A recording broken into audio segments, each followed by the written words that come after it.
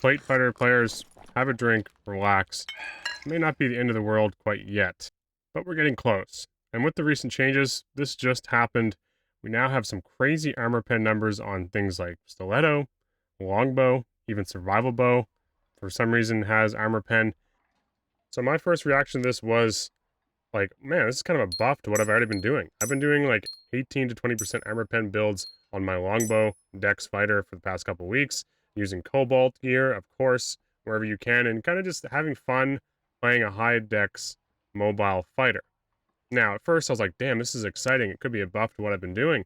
Now I'm a little bit terrified because, as I'll show you soon, crossbow is going to hurt a lot more with 30% armor pen, not including the true damage you can get and additional damage and some of the ranger perks that are out there. I will say, just hold your horses, like, I will say rogue and ranger are not very present in solos, and I do think a lot of these changes are more tailored towards trios, trying to knock back some of that additional HP that they were given and all the healing and stuff that goes on. Solos is going to be a bit of a struggle for a melee class, a melee character, especially plate. I have been having a fair bit of fun and enjoyment with copper gear, but I don't know how well that really transcends up the ladder when you get into really skilled players against like bards or rangers or warlocks. You can never really cover everything when you're a plate fighter.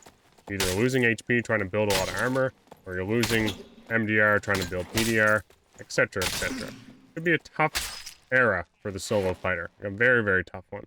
Now I do want to just show an encounter I had with Slayer Fighter, and 20% armor pen crossbow doing some work versus my 42% PDR and 10% projectile resistance, maybe a bit more projectile resistance if you count the plate, some of the plate options. And they start to hurt. Like, crossbow does not screw around, even at 20% armor pen. Now we're pushing that up to 30% armor pen. Ranger has perks, I think, or skills that can increase that even more. And Rogue has weak point that can really chew through some armor quite quickly. So you're going to notice I'm going to lose a fair chunk of health and not really be able to close the gap against this Slayer Fighter all that effectively. It becomes a bow standoff in a way.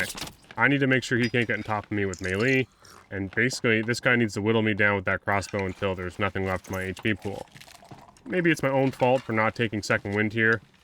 However, I really was enjoying taunt to bump that PDR up to 57% or even 60 if I had buckler, and then adrenaline rush to kind of close the gap when it comes to damage and DPS, or even allow me to shoot my longbow a little bit faster.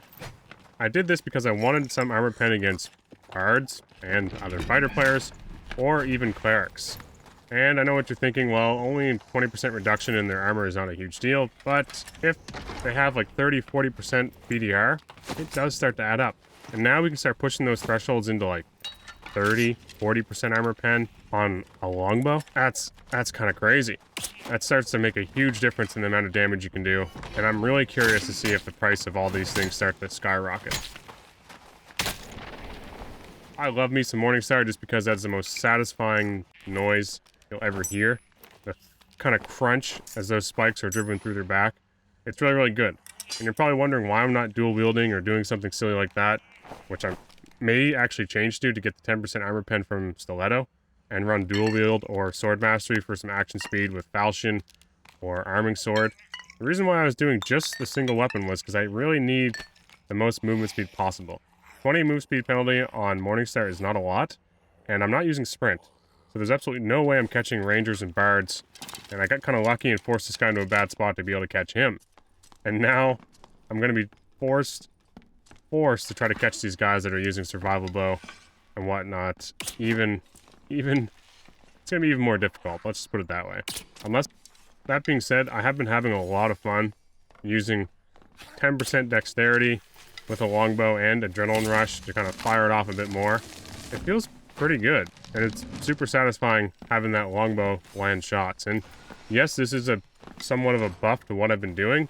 However, I don't expect to see a lot of plate fighters after this. I feel like Warlock will be on the rise, Bard's still incredibly strong, and then Ranger may come into play a bit more. And I don't really expect my armor pen to be doing nearly as much as what theirs will be doing to me, if you understand what I'm saying.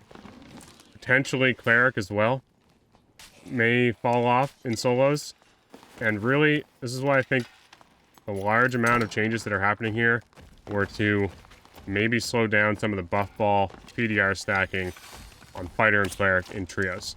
Because in solos, it's all kite meta. You have to be quick, you have to hit your shots, you have to have your throwing projectiles. You need all those things to try to keep people off you and out of melee combat. And I know that's a huge frustration to a lot of the player base, that melee combat has been constantly a struggle in solos, let's say. It is really, really difficult to close distances against certain classes. And with the recent change to Sprint, they just hit Savage Roar and Rage. The two melee classes are going to have an even harder time closing that gap. It's going to be difficult. Barbarian is also going to be hurt quite severely by not having that move speed anymore. So once again, melee classes may struggle for a bit. And that's even Slayer. I don't really see a point of ever running Slayer Fighter when Bard can just do absurd things with Survival Bow while also lowering your PDR, having armor pen, having the active speed, having the permanent move speed that's greater than our 6 seconds of sprint. It's incredible. I don't see why you'd learn another class right now in solos. And once again, the good old Morningstar is chewing through that guy's back armor. And it did some decent damage. I mean, I was running on blue Morningstar. I was hoping it would do a little more. But blue Morningstar 70, 80 damage was okay. And if you think I'm crazy for bringing in gear into normals, you pretty much have to if you want to survive in there now. There have been a lot of players. This is pretty mediocre, these two guys.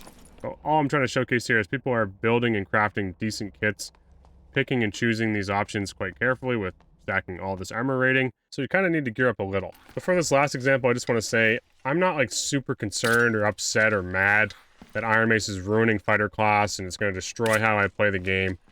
I really think I can adapt to this. I can still have a lot of fun. It's just going to be very, very important to be good with your bow and make sure that you're trading range damage effectively. And it's going to be a real struggle for those players that love melee combat, like longsword players, even Barbarian with some of the recent nerfs to their move speed. And I understand, a lot of this comes from the fact that they just recently increased HP, and they want to maybe tune in some of the survivability of trios, especially clerics or fighters in the front line. Don't forget, you can use a shield, and a heater shield and some of those options may be extremely effective. My concern is, people in solos that are really, really good at solos are mostly using like Survival Bow, or Bard, or Warlock's healing. And I don't see a way to kind of fit in a good fighter build either with Slayer, or this kind of off-meta niche stuff that I'm doing. I'm not a player that really cares about needing to be the best player in the game, or just get W's all the time. I just have a ton of fun playing Dark and Darker. That being said, I'll probably stay away from HR for a little bit. You know, we'll maybe test things out there a few times, but I'm going to be getting gear checked, on top of skill checked, on top of fully kited, until my HP is gone. Even with the Copperlight builds that I've been using, it's going to be a real struggle. It's going to be a real struggle. And I expect to see some Warlocks with the recent Warlock changes doing some decent magic damage. So even if I try to cover that area of PDR and reducing, you know, some of the projectile damage, I'm going to get hit from the magic side of things, and it's going to feel kind of bad. So, it's tough. I hope they maybe rework some of the perks and skills in Fighter entirely, and I'll just continue to laugh at poor level 1 rangers that experience shit like this. Goodbye, everyone. Thank you all so much.